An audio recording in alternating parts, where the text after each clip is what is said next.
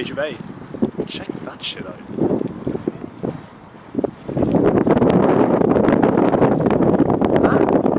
So yeah, extended Fast and Furious thoughts. Okay, spoilers, complete spoilers on this, but there's things I just have to goddamn talk about within this movie.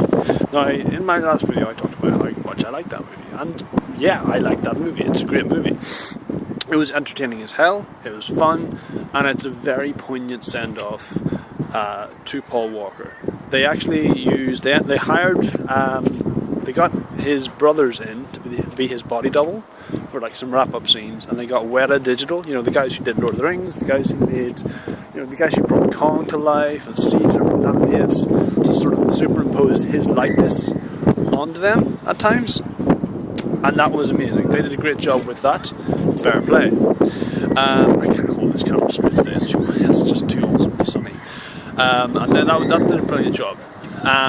But yes, there's just the movie's got a lot of crazy shit. They catch up with the lead from Tokyo Drift, not Han, the main guy from Tokyo Drift. There's a scene that takes place before and after Vin Diesel's cameo at the end of Tokyo Drift, and they got the same guy back, and you can tell this guy's not 17 anymore. Okay, he's clearly like 30 odd, but shush and let it go. And like he's got the same haircut, he's got the same shirt, but he's not that guy anymore. So stop it. It's almost laughable how they try and pass him off as a teenager. But there you go. He comes on board. The Rock gets hospitalized by Jason Statham.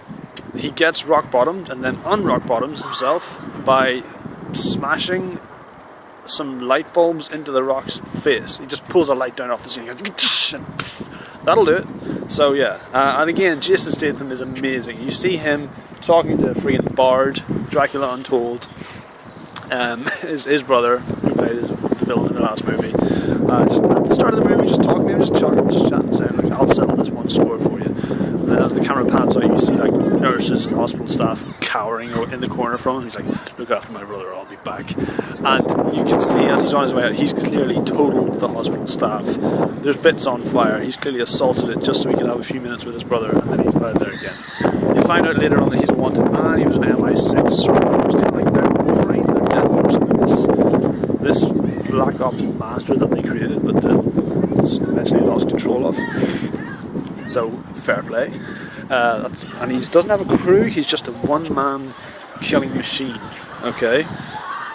Takes out Han, blows up Dominic Toretto's house. Bad times. And then hospitalizes The Rock at the same time. The Rock has to sit this one out. He shows up again with a massive minigun. Now there's a couple of funny moments again,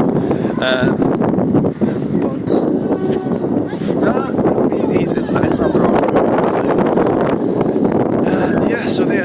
And eventually, after a face-off between Jason Statham and Vin Diesel following Han's funeral, they that gets interrupted. He gets chased away by some like big CIA guys, led by Kurt Russell, little Kurt Russell, man. Old Snake Plissken himself shows up, and he shows up like a benevolent Nick Fury and says, "Hey man, you get me this thing called God's Eye, which is basically the thing from Dark Knight, only on a wider scale, right? If it has a lens, we can use that to track a person using facial recognition software." So they get that. And Kurt Russell's like, "Look, you get me that, we'll use that to find Shaw, to find Jason Statham." Okay?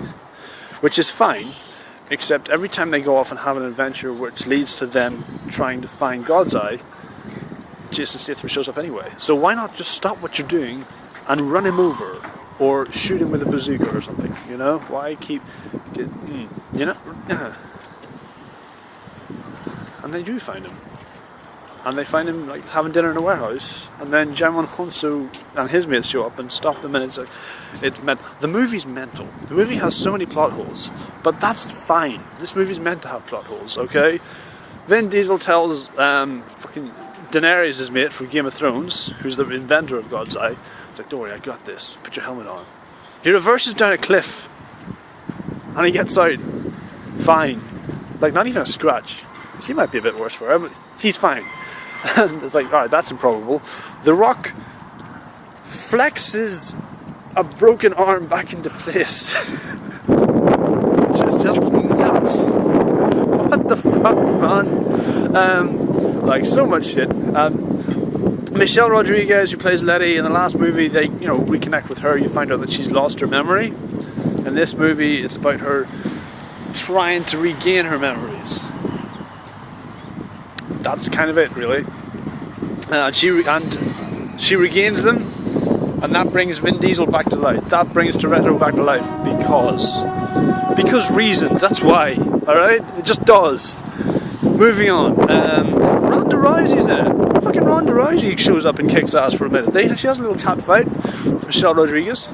Not quite. To me, not as good as the one. And not as decisive as the one with Gina Carano in the London Underground, Fast 6. But still, pretty good. I give it a thumbs up. Didn't have a definitive winner. They just kind of fell onto some decks. Alright, that's it. And then they give Paul Walker a really good send off in the end. I was expecting his character to be written off one way or the other. So yeah,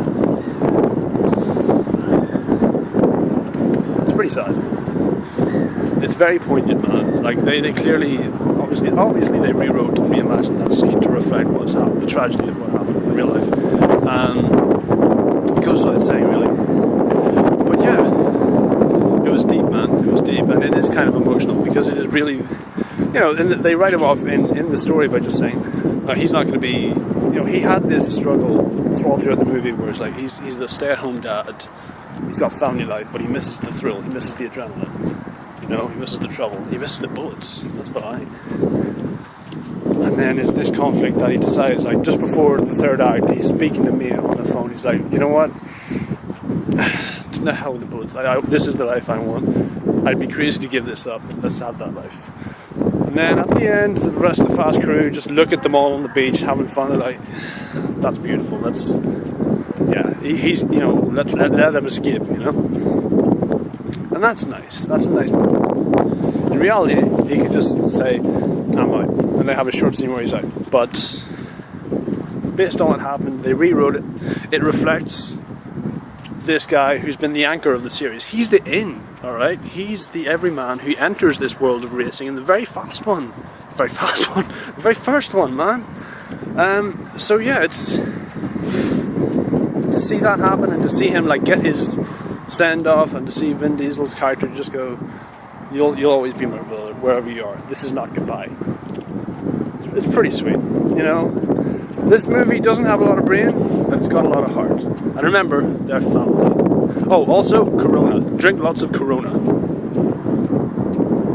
So yeah, those are some longer, more long-winded, more rambling thoughts on Fast and Furious 7 that I did like and would watch again.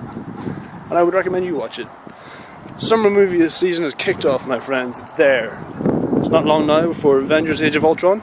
Following that, Jurassic World and all that good stuff, dude. It's going to be good. And also, sun's out. Not so much of the guns out, but sun's out. So yeah, I'm going to get a sunshine pint. And I'll see you when I see you, YouTube. If you like this video, please click like, subscribe, view, share, and all those usual jazzes.